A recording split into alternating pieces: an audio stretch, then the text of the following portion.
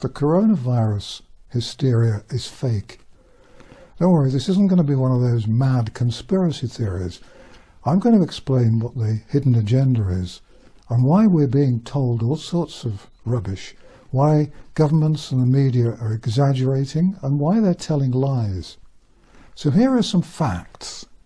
I know that's pretty daft to be putting out on the internet, but these are real facts and you can check them.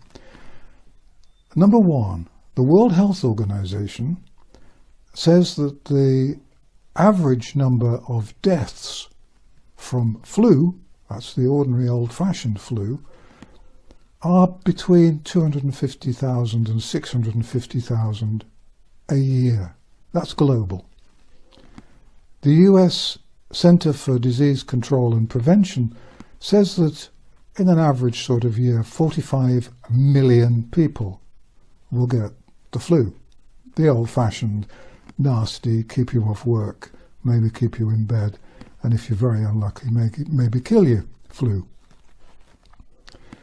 The total number of deaths since the coronavirus was discovered and found itself a public relations manager has been about 6,500. That's today, the 16th of March. It will undoubtedly be more by the time you watch this.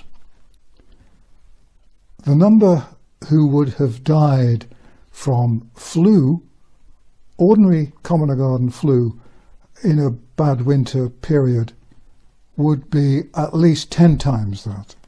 10 times the number of people who have died from the coronavirus so far altogether, and nobody really seems to know when it started. It might have been last November, it might have been January. Either way, that is a hell of a lot less than would have died from the ordinary flu. Now the strange thing is that the figures for ordinary flu seem to be rather unavailable. The British government has said that it has no figures for ordinary flu at the moment. Well, normally they keep figures, but they seem to be not keeping figures at the moment. Are they mixing up the flu figures with the coronavirus figures? Who knows? The forecasts at the moment are quite obscenely huge. The experts, and I use that with inverted commas around the word, the experts are claiming that 80% of all people in all countries will get the coronavirus, and the number of people who will need to go to hospital will be measured in many tens of millions. In the UK alone, they're talking about 8 million people in hospital with the coronavirus. Nobody knows how on earth they know this, because they're just pulling the figures out of the air. The interesting thing is that the World Health Organization says that it is actually more difficult to catch the coronavirus than it is to catch ordinary flu. The drama makers are claiming that all these people will die. One newspaper in the UK had the headline, "People will die." Well, people die falling down the stairs, people die falling off horses. It's very sad, and people die in all sorts of different ways, but there isn't really any need to get scary about it unless you've got some solid figures.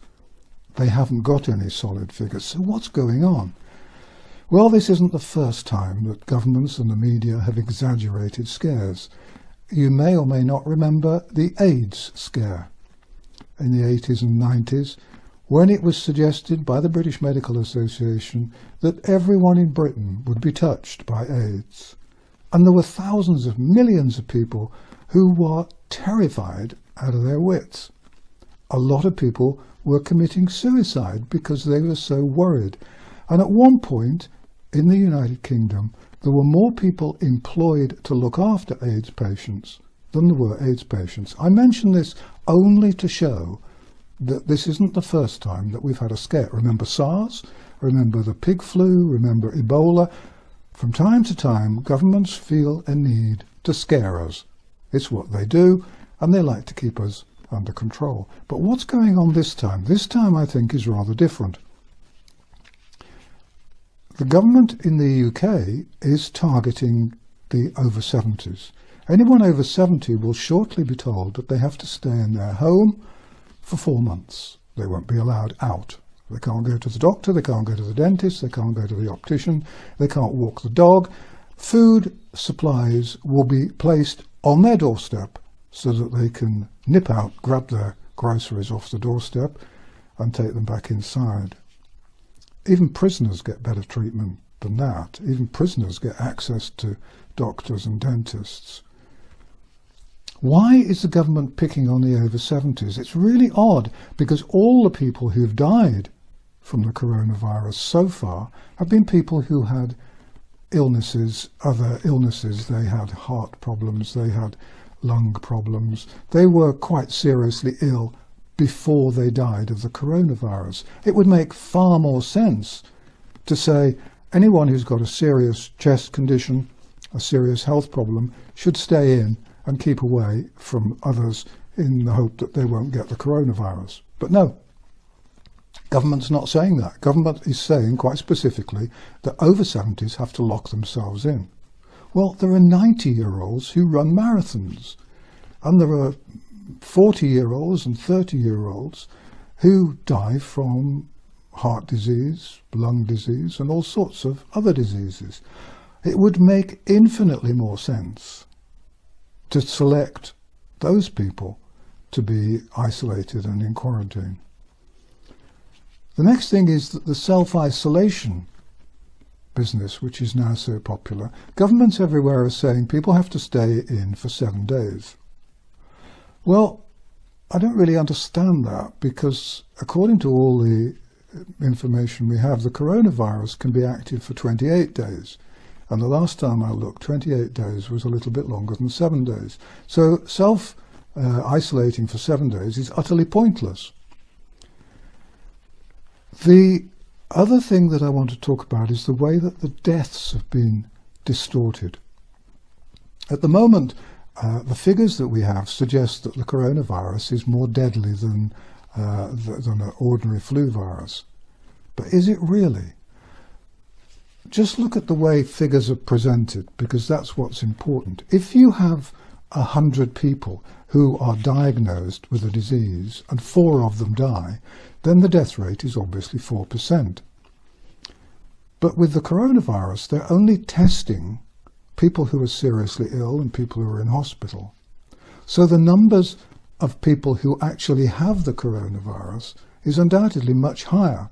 So instead of the 100, there are probably 1,000 or 10,000. If you have 1,000 people who have coronavirus and 4 of them die, then the death rate is 0.4. If you have 10,000 people with the coronavirus and the death rate is 4, then, and the number of deaths is 4, then the death rate becomes even smaller in percentage terms. And if you simply stop identifying the virus, which has never really started, then you manage to manipulate the figures and make it even more scary. Now we're coming to the hidden agenda, or at least part of it. Doctors all around the world are saying that the crisis is so bad that they won't be able to treat patients who are in their 70s or 80s. Not only will they not be able to treat them for the coronavirus, but they won't be able to treat them for anything. They're going to be so stressed dealing with these millions and millions of people with this deadly coronavirus that they won't be able to deal with anybody, whatever they've got wrong with them, if they're over 70 or over 80. Now, I have a suspicion that this is just the beginning. I think that what's happening here is the demonization, the marginalization, the dehumanization of the elderly, because the elderly have become a global problem in economic terms. All those pensions are destroying the economic viability of a lot of countries. And in order to try and get rid of some of those old people, governments everywhere are doing some very strange and wicked things. In the United Kingdom, for example, elderly patients who have macular degeneration are very often not treated because there isn't any money. There's plenty of money around for cosmetic surgery or gender reassignment, but there's no money around for stopping old people going blind. The United Nations has decreed that if someone over 70 dies, then they don't really matter because they don't count. And so nations everywhere are very happily welcoming this because it gives them a chance to kill off the elderly without it looking bad for the nation's health services.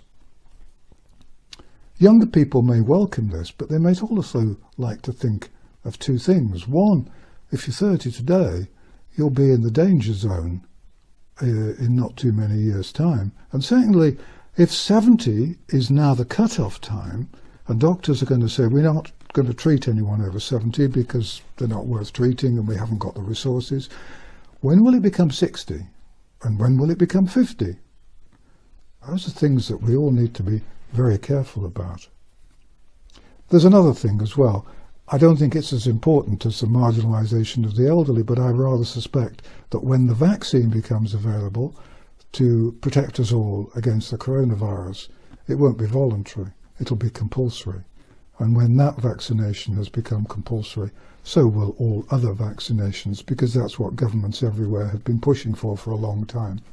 So those are the two hidden agendas. I think we're heading for compulsory vaccination, and I think we're heading for the marginalisation of the elderly. And I think all you have to do to check on what's happening is to look and see how many people have got the coronavirus in a few weeks' time, how many people have died of it, and measure that against the number of people who in an average sort of year might be expected to die from ordinary common or garden flu. Remember, 650,000 people a year in a pretty bad year is what you'd expect to die according to the World Health Organization. Of course, it was an awful lot more than that in 1918 when the Spanish flu hit. If you want to know more and keep up with what's happening with the coronavirus, take a look at my website, www.vernoncoleman.com. There's no ads and it's entirely free. Thanks for watching.